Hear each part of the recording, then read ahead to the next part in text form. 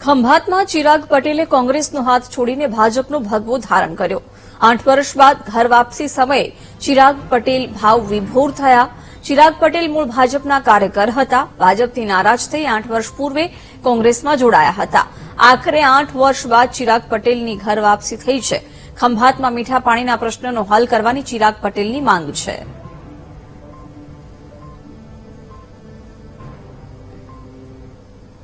આપણા દેશના માનનીય પ્રધાનમંત્રી નરેન્દ્રભાઈ મોદી સાહેબ અને અમિતભાઈ શાહ સાહેબના સ્ટ્રોંગ લીડરશીપના કારણે આજે ભગવાન રામ નિજ મંદિરમાં બિરાજમાન થયા છે। ત્યારે આ દેશભક્તિ, રાષ્ટ્રભક્તિ, ધર્મભક્તિ અને હિન્દુત્વના જે એમનામાં સંસ્કાર છે, ગુણ છે, એ જોતા કોંગ્રેસમાં કઈ લેવાનું નથી, કોંગ્રેસમાં કશું છે નહીં અને કોંગ્રેસ દિશાવિહીન થઈ ગયેલી છે અને ભગવાન રામનો જો એ વિરોધ કરતા હોય તો એ પાર્ટીમાં રહેવું યોગ્ય નથી। એટલે આજે હું ભારતીય જનતા પાર્ટીમાં જોડાયો। ભારતીય જનતા પાર્ટીમાં એક પદના કાર્યકર્તા તરીકે હું આજે જોઈન્ટ થયો છું।